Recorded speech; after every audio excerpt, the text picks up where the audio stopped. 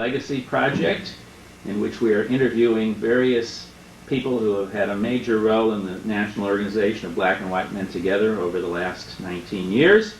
And this morning we're interviewing Irwin Rothenberg, who is here sitting in the Hampton Inn in Memphis, Tennessee on May 29th, 1999, where we are attending the annual Memphis in May celebration of the Memphis chapter, which Irwin co-founded in 1982 with Joe Calhoun. Irwin has attended every national convention with the exception of one since the Columbus Convention in 1982. He was a member of the first board of directors of the National Association, elected in Los Angeles in 1985, and through that affiliation he was a founding member of the Oversight Committee for the National Task Force on AIDS Prevention, which our organization founded.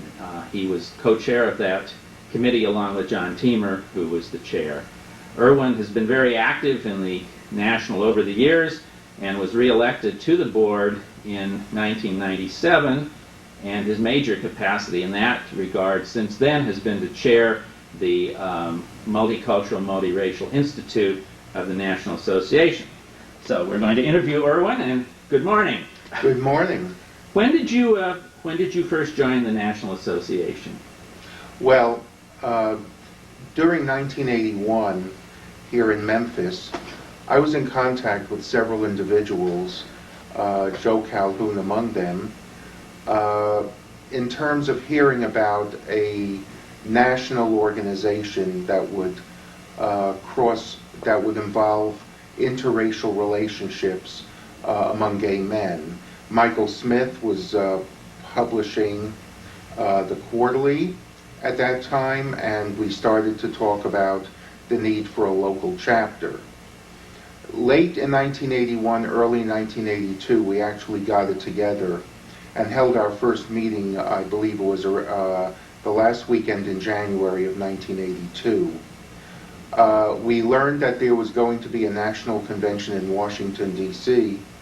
in, I think it was August at that time, and we decided to attend with the intention of affiliating with the National Association at that time. And sure enough, we attended the convention in 1982. There were several chapters that were forming at that point, and a number of us became affiliates of the National at that time. And that's really how it all began for us. So in a sense, the National was the motivation for you forming the chapter on the local level? Is that? No, not really. Or information about the National? The motivation for forming the chapter on the local level was to deal with racism in Memphis, and also to provide a safe environment for black and white men to meet and get together. At that time, the bars were highly segregated, and certainly there was strong disapproval in the white community that I knew regarding crossing racial lines for relationship and friendship purposes within the gay community.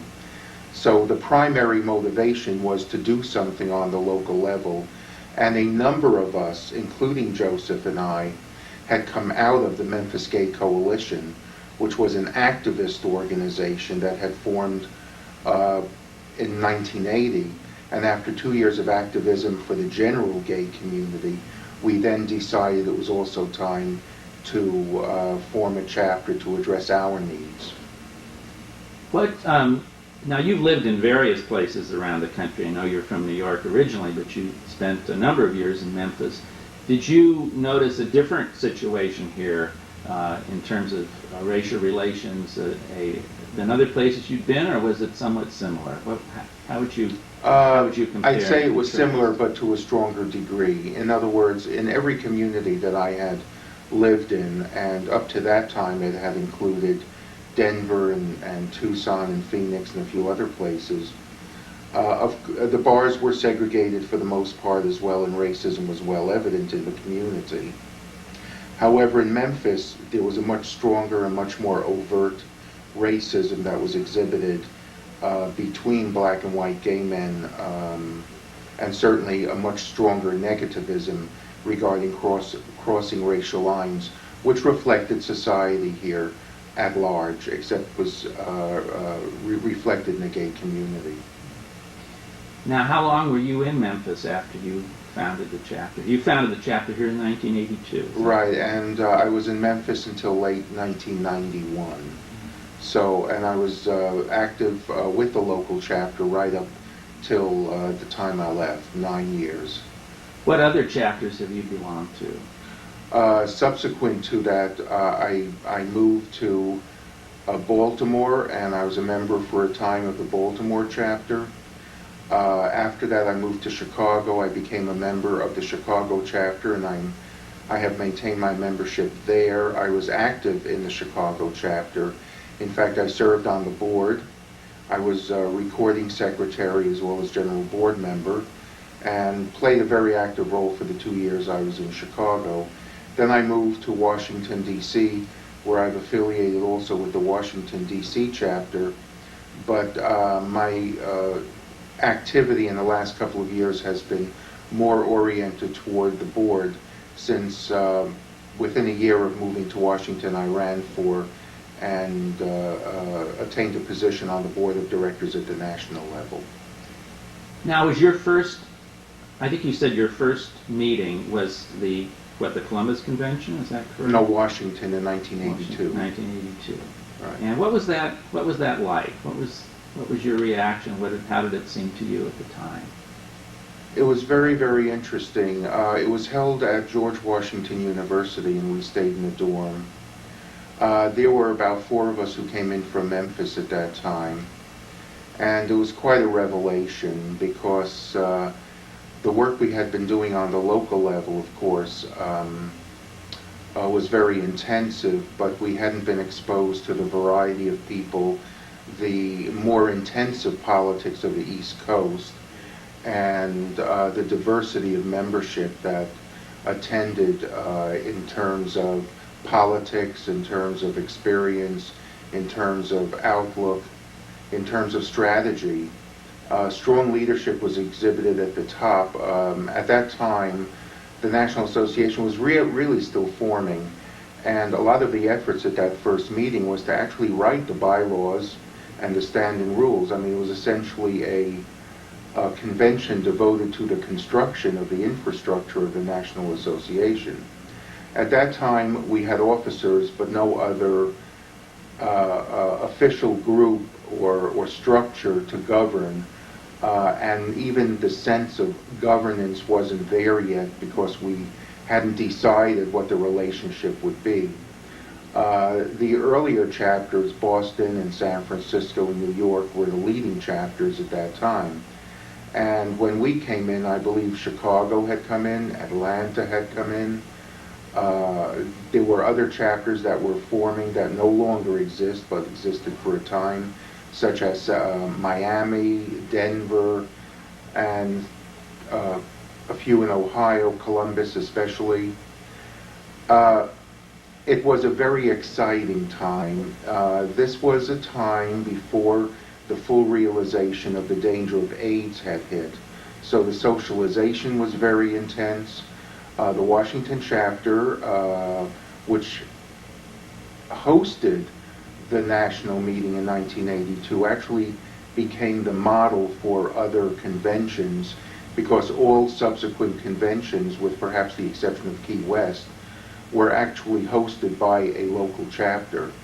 And Washington did a wonderful job. There was a bus tour of Washington, D.C. There were cultural programs. There was a banquet and a dance. At that time, it was still disco. And it was held, essentially, the events were held on the campus of George Washington University. We stayed in dorms. There were some private events, like parties, during the course of the week that were held in people's homes. Michael Smith attended, of course, but even at that point, he had already backed off in terms of becoming involved with the infrastructure of the National Association. He attended the meetings, and essentially, we had far fewer. We had over 100 people attending. But the people attending the general meetings to talk about the bylaws were essentially the motivated people. There were no delegates at that time, but everyone, all the chapters were represented. It was very lively discussions, a lot of fighting. The traditions that we look upon fondly or look back on of confrontation and learning and brotherhood and making up and fighting again really were in full bloom even in that first meeting. One of the things I remembered is that Dr. John Bush at that time distributed a study that he had done the year before, which was a survey taken at the San Francisco meeting, which was the first real formative meeting in 1981, where he had actually surveyed the demographics of those who were attending the convention. And we reviewed that in one of the workshops. And it was very, very interesting to learn that even at that time, we were essentially a middle-class organization. The whites attending were a few years older on average than the African-American membership. And so a lot of the characteristics we later attribute to the NA were actually in full evidence at that first convention. But the sense of brotherhood was amazingly strong. It was a tremendously intense experience for those of us who hadn't experienced this kind of cauldron of creativity in the past. And I think a lot of us left that convention just really fully determined to move forward on the local level. And 1982, 1983, 1984 were very intensive years in the development of the National Association and in the ethos of our organization and in our the kind of splash we were making. Something else to keep in mind is that we were very newsworthy at that time because we were a new organization. So national publications such as The Advocate sent photographers and representatives to our meetings. And that's essentially how we began, and a lot of us had that real kick in the rear end and decided to move forward, and more chapters were formed at that time. Good stuff. Now, you've talked about how this first convention really affected you and changed some of your perceptions about things. Right. How did how was this convention? How were these early conventions? You said the first 3 years were very formative years that you attended. How were these early conventions different from later ones? How would you contrast that things may have evolved? I'd say the convention certainly reflected the changes that were occurring within the organization. In the earlier years, a lot of the issues surrounded organizational matters, but also matters of activism. In other words, we were finding our place initially. What was our niche? What positions would we be taking? How would we reach our goals? How would we affect other organizations? We had lots and lots of wants and desires in terms of saying, hey, you know, we're different from any other organization. We're cross-cultural, we're cross-racial, we're different, and in some ways we're special. We knew we were cutting edge. We knew we were going against the grain of a lot of other gay organizations. And yet, I think there was a tremendous optimism at that time that we could, if not change the world, certainly influence the gay community. And the general media coverage, the enthusiasm of people on the local level were feeding into that. I think a change started to occur in the mid to late 80s. First of all, realistically, the issue and the tragedy of AIDS began to have a strong effect on the organization. Some of our best leaders became ill and died. We had losses, some significant losses on local chapter members, which included chapter leadership. Our energies were turned not only or toward racism, but of course in dealing with AIDS. And there was a natural flow because so many of the issues connected to dealing with AIDS and providing resources and treatment and caring for people with AIDS were affected by the issues of racism. So we broadened our niche, if you will, and our energy flowed more into the AIDS area, so that by the mid-'80s, we were talking about the need to do something about the inequities with respect to African American members and the kind of care we were seeing that people were not getting on the local levels. We determined we had to become a national voice and a national influence to awaken the nation and to awaken our communities for the need to make sure that people with AIDS, regardless of color, would get the same access to resources. And what this did was change the organization. We almost became a quasi-AIDS organization by 1987, 1988, 1989. The earlier days of confrontation to have our consciousness raised with regard to issues of racism, and particularly this was emphasized for the white members, I might add, the need to confront and deal with our own issues of racism to some degree became subsumed to dealing with the issues of racism within the context of AIDS, and also simply dealing with the issues of AIDS and the sickness and loss of our own members. One of the change at the conventions was the fact that we saw people who were ill coming in larger and larger numbers, and sadly, I think for a lot of us who were attending conventions on an ongoing basis, the fear was always, well, who won't be at the convention this year? Who has died? Where are we? Will our leadership come from? I think also at that time other issues came up. Issues of multiculturalism and diversity began to play a more prominent role. The New York chapter early on, I think in 84 or 85 at the very latest, changed its name to Men of All Colors to reflect the diversity of the gay community in New York. And other chapters followed with that name change. And the issue of changing the name of the whole organization became a major confrontational and discussion point by the mid to late 80s. And this became an ongoing issue for conventions to deal with. And really it did split some of our members. And in fact, when chapters would change their name, sometimes membership was lost, sometimes membership was gained. But there was a lot of confrontation and discussion through our mid-years, the mid to late 80s into the early 90s, regarding name change.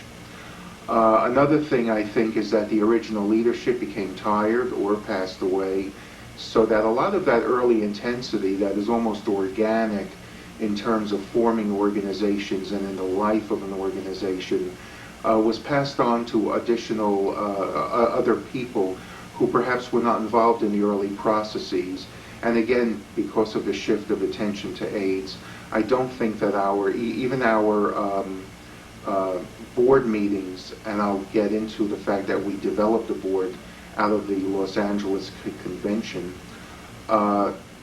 were more organizational in nature, and in fact the emotionalism simply lessened to a great degree. Now what had happened is we realized by 1984 that the governance as we had it, with officers and a group of volunteers, was simply not enough to push the organization forward. We had not had an office at that time. We didn't have any paid staff people. We were growing. There were chapters emerging, but other chapters were dying. There weren't mechanisms in place at that time to try to provide resources from a national level to chapters, though resources were provided among chapters on a regional level. By 1985, we formed a different infrastructure, which involved a board of directors and a House of Delegates, which essentially became the permanent governance structure of the organization, which I also believe changed the nature of the conventions and also changed how the board meetings were run. Because now there were a lot of topics on finance and administration and dealing with the issues of running an organization. The National has never attained the strength as a separate entity that it has in many other organizations. To this day, the National Association is really wrestling with the idea of whether chapters, which are autonomous, can pretty much lead the organization, or whether the National is simply a creature of the chapters, or whether it can become a separate entity. I think we're moving in the direction of the National Association becoming a more independent entity, and at the same time a creature of the chapters, as opposed to not having its own voice. I'd say nowadays, and I have to add in, it's possible that a lot of the leadership has stayed the same over the years or evolved very slowly, but maybe also because we're older now. But the emphasis seems to be much more on administration. There does not seem to be that fire in our bellies, if you will, to fight racism as avidly as we did. But you know, there's a lot of factors. In my own opinion, we're looking at 20 years of an organization, and many of the leadership people are older. Society is not the same as it was 20 years ago. The community is not the same as it was 20 years ago. There are so many more venues for people to meet that we don't necessarily own the niche of providing a safe space for cross-cultural and interracial relations that we did 20 years ago. So I'd say overall we're a more mature organization in that we have traditions, we have our own rituals, we have an infrastructure, we have our bylaws and standing rules, but at the same time I think a lot of the early energy is not there, and it was sapped by AIDS, and continues to be diverted perhaps from the original purpose of fighting racism, because there are so many issues we have to deal with also. My hope is that with AIDS assuming perhaps a less intense but still important role for us, we can shift our energy back into fighting with racism. And that's one of the reasons by the mid-90s we decided to re-examine the goals of our organization, and that's when we started to work on a 5-year strategic plan to perhaps move us back into a more activist mode, as well as maintain our goal of creating a safe environment for people who desire interracial relationships. How, now you've talked in general about how you think the organization and its attitudes have evolved and its structure. How have your personal views evolved during that period of time, would you say? I don't really know if it's changed as much. There are times when I feel a little like a dinosaur. I'm still a child of the 60s and 70s, and I was tremendously energized and motivated in the early years of the NABWMT, in the early years of working with the Memphis chapter. I'd like to mention, incidentally, that helping to form and develop the Memphis chapter itself created another source of energy for me, because Memphis is a hard environment. Memphis is not only conservative socially and in terms of dealing with racial issues, but along with that, it made it harder for our chapter to exist. There was opposition within the local gay community to us as a force. And so I maintain my commitment. I feel very strongly that we must not give up the fight or relax from the fight just because it's not as obvious as it was. Racism may not be as overt anymore, bars may be a little more mixed, but racism and prejudice in our society still exist. It exists within our community. And one of the things I feel very committed to is the 5-year plan, a piece of which is the Multicultural, Multiracial Institute, which is designed to develop workshops and other outreach strategies to again address the issues of racism in our communities, both gay community and the general community. So my feeling is I haven't changed perhaps as much as the organization, but I'm also 20 years older, and I think that may have a piece to it. In other words, I feel I'm still a product of my culture and experience. So the younger members may have different goals and different strategies than I might. You mentioned earlier in part of the issues that were tumultuous in the 80s, the name change debate. Now that goes to the whole nature of what type of an organization we are, who we're reaching out to, who we appeal to, what our agenda is. I know your views on that have evolved somewhat over the years. Do you want to talk about that a little? How you feel? Yeah, I have flip-flopped a number of times, to be honest with you. My feeling initially was that I bought into the concept of diversity. Now, I was fully cognizant of the fact that when we formed, we were an organization of black men and white men. We were black and white together. And I did recognize that chapters in some cities were dealing in a much more racially diverse and culturally diverse environment. Memphis, until quite recently, has been essentially a black and white city. So I recognized and I applauded and I supported the concept that chapters could change their name. However, I also realized that on the national level, black and white men together was still a valid name for many, many chapters. And there was a time where I was willing to even see the national name change, perhaps to Men of All Colors Together. I did support, in the mid to late 80s, those who were for the name change. But time also showed me that those chapters, with the possible exception of New York maybe, and a couple of others, that virtually all the other chapters that changed their name in the hopes of attracting people, or at least providing a welcoming name and environment to those of other groups such as Hispanics, such as Asian, such as Native American, ultimately still were essentially black and white chapters. And the dynamics of the National Association and the dynamics of almost all the chapters was black and white. And even changing the name, while politically correct and while ethically correct and something I could support in theory, showed me that in effect what was happening is we were fooling ourselves if we thought that this would affect significant change.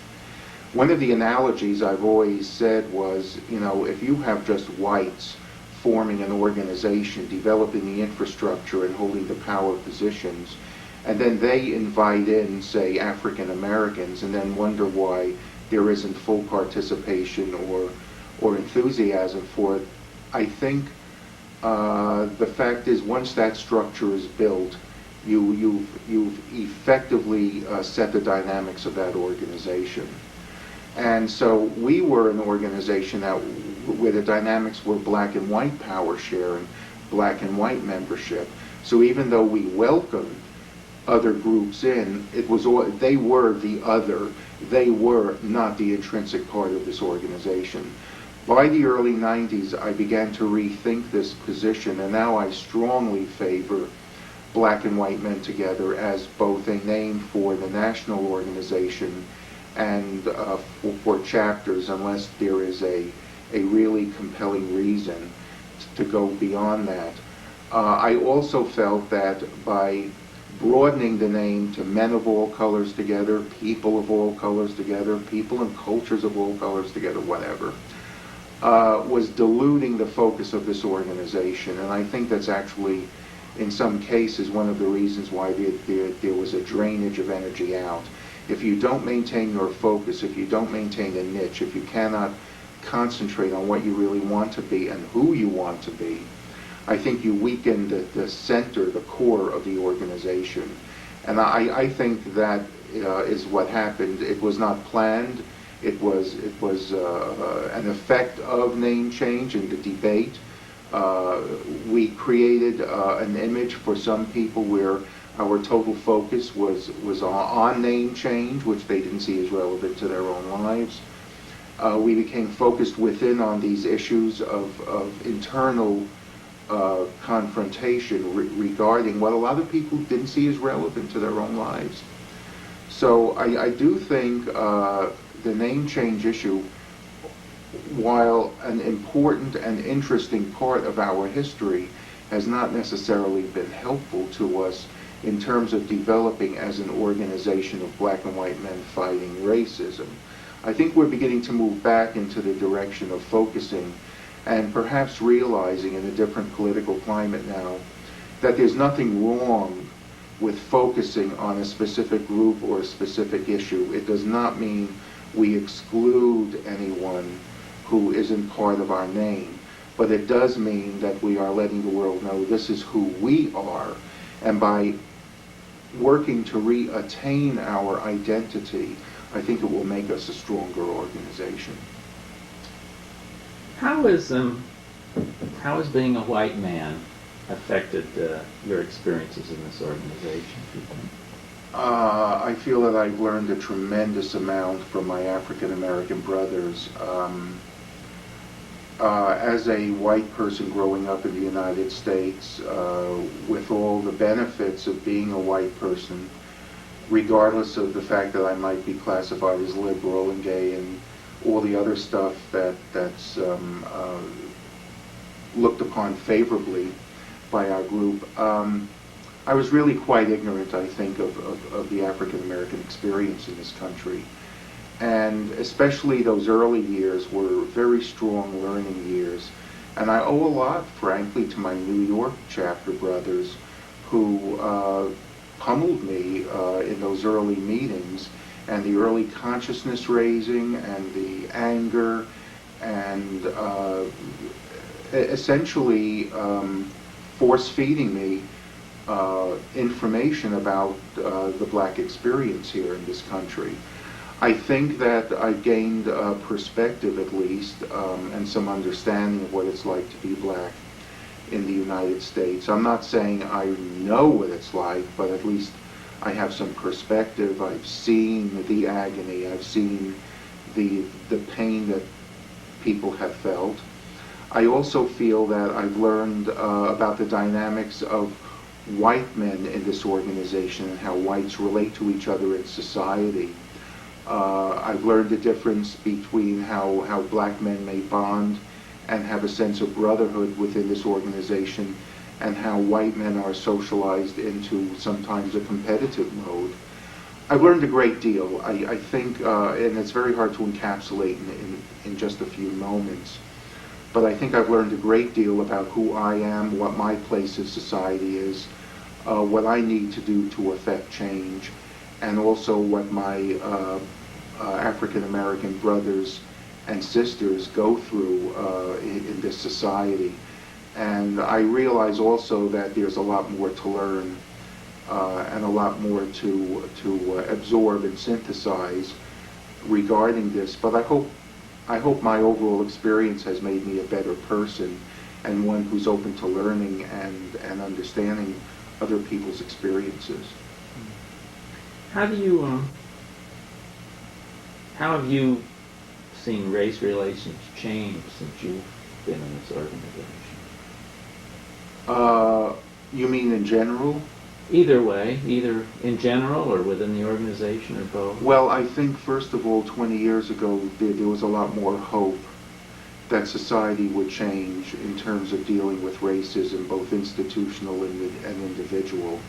I think we came out of the 70s still with some momentum out of the 60s, that we had at least done some legal changes, and hoped that out of those legal changes we would affect personal changes. It hasn't turned out that way. I'm much less optimistic that there'll be less racism in the future, within our lifetimes. I think there is such an economic entrenchment and such a cultural entrenchment and such a separation between black and white in our society that bridging that will be a much longer and painful process. Recent examples would be even how people reacted to the O.J. Trial verdict and to issues of police brutality. We seem to have still a separate black and a separate white America in terms of how race relations are viewed. And frankly, I don't know what it will take to bridge it. I think we can't give up fighting racism, but on the other hand, I think the idea that we can change the world and change the world in a relatively short time no longer exists for me at this point nearing the millennium. I'd like to think that at the next turn of the century, we will have solved the problems, but I wouldn't even bet on that. I think racism continues because for some people it's in their economic interest. I think racism continues because for some people they're emotionally comfortable. I think that until we have widespread socialization out of the workplace, then we'll begin to have some proof that perhaps we're making some progress. But no matter how integrated the workplaces are, and even places like institutional settings, until people start inviting people into their homes and becoming truly friends across racial lines, until that occurs, there will be such a chasm in terms of how we each view the world and how we understand each other that at this point I'm not optimistic it will occur in my lifetime. Let's go back to your experiences in the organization. We talked earlier in the introduction that you were involved in the oversight committee for the task force, that you'd served on the board several times, that you're now involved in the Multicultural Multiracial Institute. Can you discuss the project you've been involved in the organization? Well, from the very first time that I was a member of the board, back in 85 and 87, I was involved at that time in the governance issues of the board, and we were even beginning to touch on health issues. On the national level, I was involved in working with the task force. That occupied me throughout the late 80s into the early 1990s, essentially until the task force and the National Association separated. I was intensively involved in AIDS education. I was intensively involved in working on the local level here in Memphis, especially on educating, especially among in the African American gay community. My activities with the NA beyond AIDS essentially just had to do with chapter representation. I was a member of the House of Delegates for many, many years. I made sure that information from the national was communicated back to the local level. I maintained much of my activity on the local level when I wasn't on the board, and I held a number of offices, and I was involved in working with the chapter, for example, in fundraising capacities. I was involved in going to regional meetings and so on. I maintained a kind of universal activity. Now, on the local level, I also ran the consciousness raising groups for over 10 years. And I guess I was intimately involved in the leadership at the local level. After I moved to Chicago in 1994, I became very active in the Chicago chapter. I was on the board there. As I said, I was recording secretary, but I was also involved in all of the chapter activities in terms of fundraising and in terms of helping to put events together and so on. And here I am. Every year I have been coming to the Memphis chapter's anniversary. Even though I moved from Memphis in 1991, I've been coming every year. Here it is 1999, and I'm still here. So I've maintained a membership and an interest in this chapter as well. I haven't been too active with the Washington or Baltimore chapters because of work commitments. But overall, my focus has always been on the educational aspects, it's been on the governance aspects, and it's been on dealing with AIDS.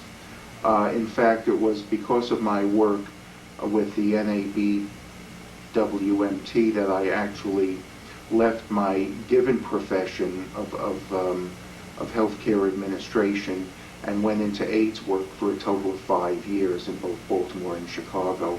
And I felt that that was an expression of my commitment that I had developed as an active participant in the National Association of Black and White Men Together and the task force. I think that overall I've maintained some level of activity really for the last 18 years with the National, and frankly it's been the biggest force in my life in terms of not only how I deal with the outside world, with racism and so on, or even personal relationships, but in how I view the world, what I want to do with my life, and how I hope I will view the value of my existence here in terms of, is the world a little better that I was here rather than rather than if I had never been here. Can you, since you were there at the beginning of the task force, and since I know John Teemer was the chair, long since deceased, can you talk a little about your recollection as to how the task force was formed? Because of course it did form out of the National Association. Yes, what had happened is that I believe, and I don't have all the details, but a lot of the very root work was done in the Los Angeles chapter, because I think Phil Wilson did a lot of early work, and Reggie Williams in San Francisco was also doing work on the local level. At the same time, we were realizing that the National Association had to become more active on a national level because of the inequities in terms of resources and care for African American gay men. It was not the emphasis of a lot of the gay organizations and AIDS organizations in large cities were these organizations were funded by the white community, and often these organizations' focus was on the white gay community. Even the media, the pictures, the publicity in those early years did not focus on AIDS occurring in the black gay community. And so a lot of mythology developed regarding the fact that AIDS was a white gay person's disease. Now, what happened was I, in Memphis, along with several other Memphis chapter brothers like Joe Calhoun and Ed Dillard, started working on the local level here, developing brochures and educational outreach. And what happened was, and I don't remember all the details, but at some point, Steve Feeback and Reggie Williams were part of a grant proposal to the CDC